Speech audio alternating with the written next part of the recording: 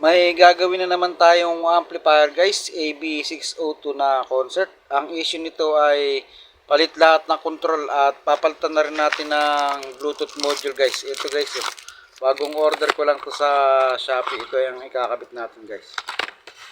Yung dati kasing player module nito ay hindi pa Bluetooth, kaya papalitan natin ng Bluetooth. Ang problema ay hindi siya kasya. Magtatabas pa tayo ng konti dito sa kanyang chassis. Yung isa pang issue nito guys ay distorted yung kabilang channel, kaya ito troubleshoot pa natin yung board na yan. Ito yung kanyang mainboard, napakinos at original pa. Mukhang may mga sira lang na maliliit na transistor dito guys, kaya nag-distorted yung tunog.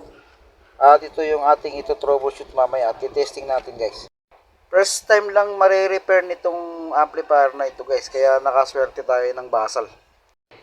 Ito rin yung isa sa may kainaman sa mga amplifier ngayon. Puro di connector na yung kanyang mga wiring, kaya madali na nating maialis sa kanyang chassis yung mainboard. At may napansin tayo ditong sunog na dalawang 10 ohms malapit sa relay guys. Yan ang una nating papalitan. Ito yung isang simpleng paraan na ginagawa ko sa pagtitesting ng amplifier kung pantay na ba yung tunog. Nagdidirect muna ako ng kahit anong source dito sa input, tapos isang malit na speaker. Testing natin guys. Ako'y di walang iba iniisip, di ka lagi.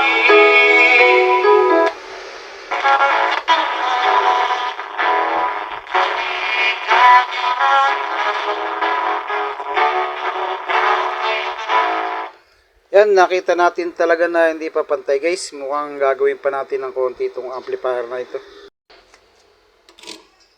Baklasin na natin yung mga sirang pyesa guys, para makapag-umpisa na tayo. Ganito ako magbaklas ng pyesa guys. Itinatanim ko muna dito sa ilalim ng board. Tsaka ako titestingin para madali natin maibalik sa dati. Napansin ko rin kasi na may mga kalawang na yung paa nitong transistor na to, kaya siguro nagdi-distorted na yung tunog. Nag-check na tayo ng kabilang channel ng transistor dyan para mapalitan na rin lahat ng mga kinakalawang guys. Ito lahat yung pinalitan natin guys. Bali, 4 na transistor na makalawang, tsaka isang leak, tsaka 2 resistor. Dito natin nakuha yung leak na transistor guys sa left channel, kung saan yung distorted yung tunog. Testing na ulit natin kung okay na.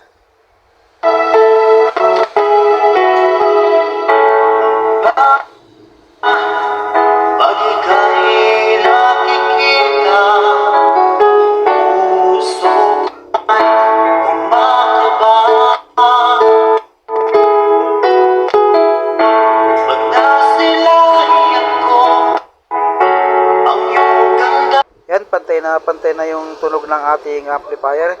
Isa-sound test uli natin yan pagka nakabit natin sa kaha. Tanggalin na natin yung mga control guys para papalitan ng bago.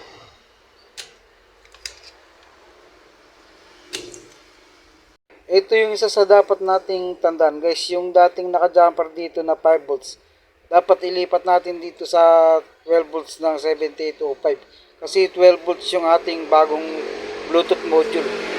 Hiwalayin din natin itong mga connector na ito.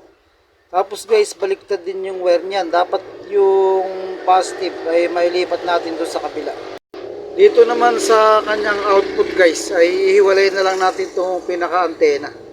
Ito na nga siya guys, pinaghiwalay lang natin yung mga wiring dito para hindi na tayo mag-connect ng ibang connection sa wiring niya.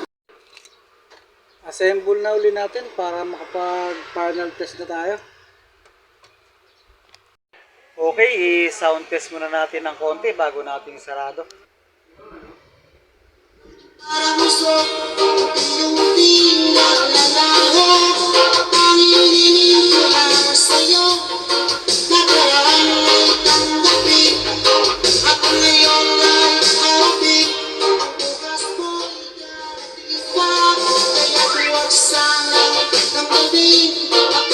Ito'y bayan lamang mula sa